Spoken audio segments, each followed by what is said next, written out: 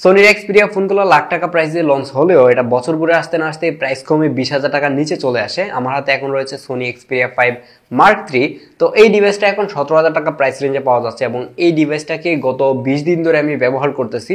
আমার কাছে মনে হয়েছে যে ক্যামেরার জন্য বলেন, গেমিং এর জন্য বলেন, একটা বেস্ট ডিল হতে পারে এই 17,000 টাকা প্রাইস রেঞ্জে। তার আগে ধন্যবাদ দিতে চাই প্রো মোবাইলার্সকে আমাদেরকে এই ডিভাইসটা দিয়ে হেল্প করার জন্য। আপনি যদি এই ধরনের সোনির এক্সপিরিয়া কোনো ডিভাইস কিনতে চান অথবা ইউজড কোনো ডিভাইস বা গ্যাজেট কিনতে চান তাহলে কিন্তু আপনি প্রো মোবাইলার্স এর সাথে কন্ট্যাক্ট করতে পারেন। প্রো মোবাইলার্স এর শপ রয়েছে যমুনা ফিউচার পার্কে। তাছাড়াও তাদের সকল কিছু ডিটেইল থাকবে ডেসক্রিপশন বক্সে, অবশ্যই ঘুরে আসবেন। শুরুতেই যদি এক্সপিরিয়া 5 মার্ক 3 এর ডিজাইন দেখেন তাহলে দেখবেন যে সোনির অন্যান্য যে ফোনগুলো রয়েছে সেটার মধ্যেই কিন্তু একদমই সেম ডিজাইন। এর আগে আমি সোনি এক্সপিরিয়া 1 যে সিরিজটা রয়েছে সেটা ইউজ করেছি এবং এটা আর ওইটার ডিফারেন্স খুব একটা নাই। একদমই মানে প্রিমিয়াম কোয়ালিটির ফোন যাকে বলে সেটাই আপনি পাবেন এবং এই ফোনটা হাতে নিলেও সত্যি বলতে অনেক বেশি প্রিমিয়াম ফিল দিচ্ছিল। এবং সোনির ফোনগুলো আপনারা হয়তো অনেকেই জানেন যে একটু স্লিম টাইপের হয়ে থাকে, মানে একটু লম্বাটে শেপের, যার কারণে হাতে নিতেও অনেক বেশি কমফোর্টেবল। কিন্তু একটু স্লিম হওয়ার কারণে কিছু টুকটাক প্রবলেম হয় যেগুলো নিয়ে আমরা একটু পরেই কথা বলবো। তাছাড়া আপনি ক্যামেরা ডিজাইন তো দেখতেই পারতেছেন, সোনির যে ডিজাইনগুলো সবসময় হয়ে থাকে এরকমই একটা ডিজাইন ক্যামেরাতে রয়েছে।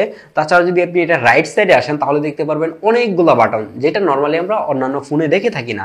সবার নিচের দিকে আপনি দেখতে পারবেন ক্যামেরা শাটার বাটন রয়েছে। এটাতে যদি আপনি প্রেস করে ধরে রাখেন তাহলে কিন্তু ক্যামেরা অন হয়ে যাবে এবং আপনি চাইলেই কিন্তু এই যে ক্লিক করে কিন্তু ছবি তুলে ফেলতে পারবেন। এবং এর উপরের দিকেই রয়েছে আরেকটা ডেডিকেটেড বাটন যেটা অ্যাসিস্ট্যান্ট বাটন, মানে এটা দিয়ে আপনি গুগল অ্যাসিস্ট্যান্ট অন করতে পারবেন। এবং এইটাকে যদি কাস্টমাইজ করা যেত, যে কোনো অ্যাপ দেওয়া যেত বা যে কোনোভাবে কাস্টমাইজ করা যেত সেটা আমার মনে হয় আরো বেশি ভালো হতো। তার উপরের দিকে থাকছে পাওয়ার বাটন এবং ফিঙ্গারপ্রিন্ট স্ক্যানার। যে ফিঙ্গারপ্রিন্ট স্ক্যানারটাও মোটামুটি ভালোই ফাস্ট ছিল, মাঝে মাঝে মিস করে বাট ম্যাক্সিমাম টাইমে কিন্তু ঠিকঠাকভাবে কাজ করতেছিল। এবং এর উপরের দিকে ভলিউম বাটন, বাট এই ভলিউম বাটন নিয়ে আমার মনে হয় যে মানুষজনের একটু কমপ্লেন থাকবে। যেরকম এই ভলিউম বাটনের যে সাইজটা, মানে এটা একদমই পাওয়ার বাটনের সমান, যার কারণে মানে মাঝে মাঝে বুঝতে কষ্ট হয়ে যায় যে কোনটা ভলিউম বাটন কোনটা পাওয়ার বাটন। আর হচ্ছে এই ভলিউম বাটনটা ছোট হওয়ার ফলে মানে প্লাস করতেছেন নাকি মাইনাস করতেছেন, মানে ভলিউম বাড়াচ্ছেন নাকি কমাচ্ছেন, এটা নিয়ে একটু কনফিউজড হয়ে যেতে হয়। যার কারণে এটা যদি একটু বড় হতো তাহলে এই ভলিউম বাটনটা মানে ইউজ করতে একটু বেশি ইজি হতো। তাছাড়া যদি আপনি লেফট সাইডে আসেন তাহলে আপনি পেয়ে যাবেন সিম ট্রে। এই যে সোনির যে সিম ট্রে গুলো রয়েছে সেটা কিন্তু সিম ইজেক্টর ছাড়াই হাতে খুলে ফেলা যায়, যেটা খুবই ভালো ব্যাপার এবং আমি এটা খুব এনজয় করি। তাছাড়া আপনি যদি উপরের দিকে আসেন তাহলে কিন্তু একটা অডিও জ্যাক পাচ্ছেন এবং একটা সেকেন্ডারি নয়েজ ক্যান্সেলেশন মাইক্রোফোন। আর যদি বটমের দিকে আসেন তাহলে টাইপ সি পোর্ট এবং একটা মাইক্রোফোন থাকছে। এই ফোনটার সামনে এবং পিছনে প্রোটেকশন দিচ্ছে কর্নিং গরিলা গ্লাস 6 এবং এই যে ফ্রেমটা রয়েছে সেটা একটা অ্যালুমিনিয়ামের ফ্রেম। চিন্তা করেন যে 17,000 টাকার একটা ফোনের মধ্যে কর্নিং গরিলা গ্লাস 6 এর প্রোটেকশন থাকতেছে। বাট এই 6 এর প্রোটেকশন খুবই শক্তপোক্ত হয় মানলাম, কিন্তু এই যে আমার হাতের এই ভেরিয়েন্টটা, মানে আমার হাতের এই ভার্সনটা হচ্ছে একটা গ্লসি ভার্সন। দেখেন যে পিছনে কিন্তু গ্লসি। তো এটার মধ্যে প্রচুর পরিমাণে হাতের ফিঙ্গারপ্রিন্ট বসে যায়, যেটা খুবই বিরক্তিকর একটা বিষয়। একটু পর পর মুছা লাগতেছিল। তো আপনি যদি এটা কিনেন তাহলে কভার ইউজ করেন, না হলে আপনাকে এই প্যারা খেতে হবে। তাছাড়া যদি আপনি সামনের দিকে আসেন তাহলে 6.1 ইঞ্চির একটা ওলেড ডিসপ্লে পাচ্ছেন, যে ডিসপ্লেটার মধ্যে 120 হার্জের হায়ার রিফ্রেশ রেট থাকছে, তার পাশাপাশি 1 বিলিয়নের কালার সাপোর্ট পাচ্ছেন। চিন্তা করেন 17,000 টাকার ফোনের মধ্যে ওলেড ডিসপ্লে, তার উপরে 120 হার্জের হায়ার রিফ্রেশ রেট। এই ডিসপ্লেটা একটা মাখন ডিসপ্লে ছিল, খুবই স্মুথ ছিল, কালারগুলো খুবই শার্প ছিল, ডিসপ্লের কোয়ালিটি বলেন একদমই অসাধারণ ছিল। কিন্তু এই অসাধারণ ডিসপ্লে নিয়ে আমি প্রচুর পরিমাণে কমপ্লেন পেলাম। লাস্ট আমি এটা নিয়ে একটা রিল বানাই, যেটাতে প্রচুর গালিও খাইছি মানুষের, বাট এটা নিয়ে একটু পরে কথা বলবো। তো এই ডিসপ্লেটার মধ্যে নাকি প্রচুর পরিমাণে গ্রিন লাইন পড়ে যায়, পিঙ্ক লাইন পড়ে যায়।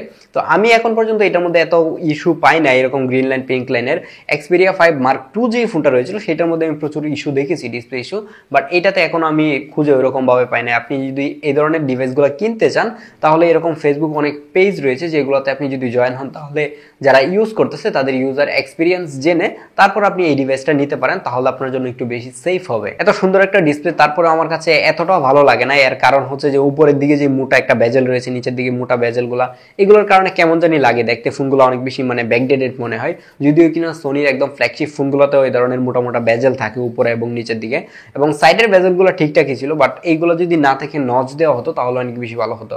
তাছাড়া এর উপরের দিকে কিন্তু অনেকগুলো সেন্সর থাকতেছে এবং এটার মধ্যে নোটিফিকেশন লাইটও পাচ্ছেন, যেটা আমরা এই সময়ের ফোনগুলোতে নোটিফিকেশন লাইট দেখি না। এবং আমার কাছে এই নোটিফিকেশন লাইটটা খুবই ভালো লাগে, কারণ এটা দেখা যায় যে এক এক অ্যাপের যে নোটিফিকেশনগুলো সেগুলোর সাথে সাথে এটার কালার চেঞ্জ হয়, যার কারণে বুঝতে সুবিধা হয় যে আপনার কোন অ্যাপের নোটিফিকেশন আসছে। যেরকম মেসেঞ্জার নোটিফিকেশন আসলে এটা গ্রিন হয়ে থাকে আর নর্মাল নোটিফিকেশনগুলোতে এটা ব্লু হয়ে থাকে।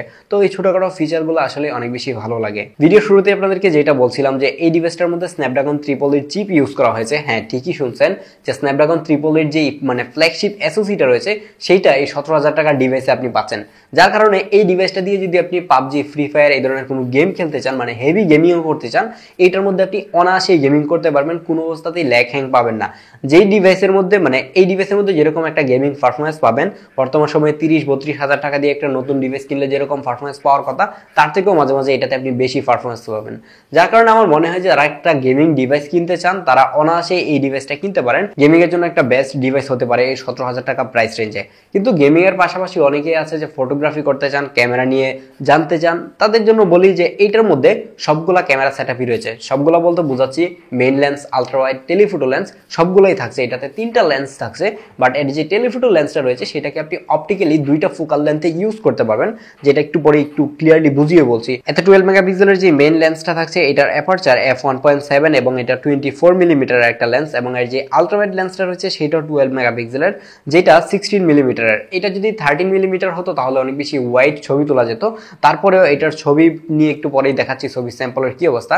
এখন হচ্ছে এটা টেলিফোটো নিয়ে কথা বলা যাক। এর টেলিফোটোতে থাকছে একটা 12 মেগাপিক্সেলের ক্যামেরা, যেটা প্রথম অবস্থায় 2.9x অপটিক্যালি জুম করতে পারে এবং এটা 70 মিলিমিটারের কাজ করে। পরবর্তীতে এটা 4.4x অপটিক্যালি জুম হয়ে যায় এবং এটা 105 মিলিমিটার একটা লেন্সে কাজ করে। এটার ভিতরে যে সেন্সরটা রয়েছে সেই সেন্সরটা এবং লেন্সটা নিজে থেকে মানে ফিজিক্যালি নড়ে এটার ফোকাল লেন্স চেঞ্জ করে, যার কারণে এটা ডিজিটালি জুম না করে কিন্তু খুবই ভালো কোয়ালিটির ছবি দিতে পারে। এখন যদি আপনি এটাকে 4.4x এ রেখে ছবি তোলেন তাহলে আপনার কাছে মনে হবে যে এটা ডিজিটালি জুম করার পরেও যেরকম মানে ছবি আমরা পাই অন্যান্য ফোন থেকে নরমালি, তার থেকে ওটার অবস্থা খারাপ হয়ে যায়। তো এটার ক্যামেরা নিয়ে আমি একদমই সন্তুষ্ট না। আমি জানি এই কথা বলার পর থেকে ভিডিওতে গালাগালি অলরেডি শুরু হয়ে গেছে, কারণ আমি লাস্ট সোনির ভিডিওতে প্রচুর গালি গাইছি।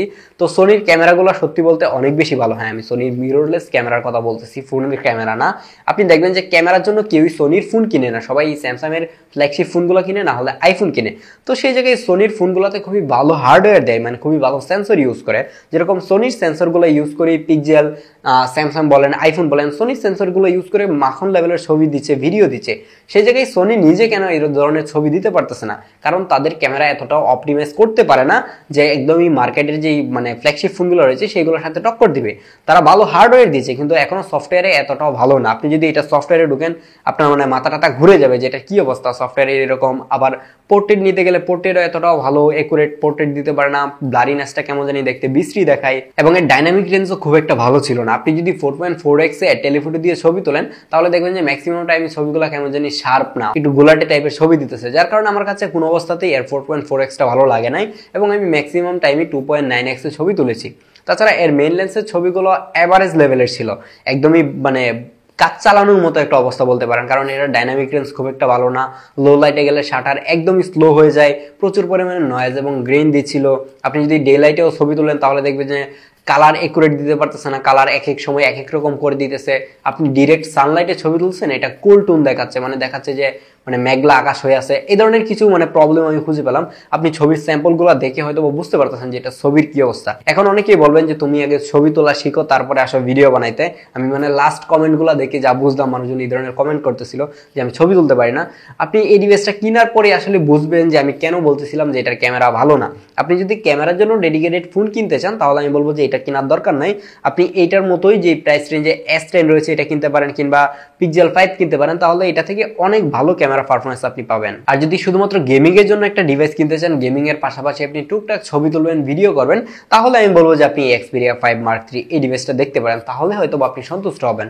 তাছাড়া আপনি এটা নিয়ে হতাশ হবেন। কিন্তু যারা মানে পণ্ডিত মশাই রয়েছেন, ক্যামেরা বলবেন যে সোনি ক্যামেরা অনেক বেশি ভালো, তুমি চালাইতে পারো না, তাদেরকে বলবো যে ভাই প্লিজ আপনি এই ডিভাইসগুলো কিনেন। হ্যাঁ, আপনার জন্য এই ধরনের ডিভাইসগুলো বানায় এবং আপনি এই ধরনের ডিভাইস দিয়ে অনেক ভালো আউটপুট আনতে পারবেন আশা করি আপনার। এবং আপনার যদি কোনো ভালো ছবি থেকে থাকে তাহলে আমাদের ফেসবুক গ্রুপে শেয়ার করতে পারেন, যাতে করে দেখে বুঝতে পারি না আসলে সোনির ক্যামেরাগুলো ভালো। তো আজকের এই ভিডিওটাতে আর কথা বাড়াচ্ছি না, আজকের ভিডিওটা এখানে শেষ করতেছি। এখন কথা হচ্ছে যে 17,000 টাকা প্রাইস রেঞ্জে এই সোনি Xperia 5 এই ডিভাইসটা যা যা অফার করতেছে আমার মনে হয় যে এই প্রাইস রেঞ্জের বেস্ট একটা ডিল। কারণ ক্যামেরার কথাও বলেন আর হচ্ছে পারফরমেন্স বলেন, ডিসপ্লে বলেন, সবকিছুই বেস্ট ছিল। তাছাড়া এর ব্যাটারি ব্যাকআপও খুবই ভালো ছিল, আপনি অনায়াসে কিন্তু একদিন টেনে টুনে পার করে দিতে পারবেন। হয়তোবা যদি আপনি হেভি গেমিং করেন তাহলে দিন শেষে আপনাকে চার্জ দেওয়া লাগতে পারে। তো দেখা হচ্ছে পরবর্তী ভিডিওতে, সেই পর্যন্ত ভালো থাকুন, সুস্থ থাকুন, আল্লাহ হাফেজ।